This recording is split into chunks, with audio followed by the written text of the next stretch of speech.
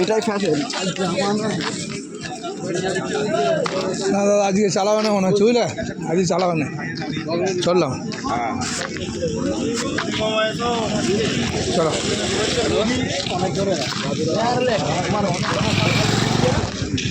কি বলে স্যানার বৌদি?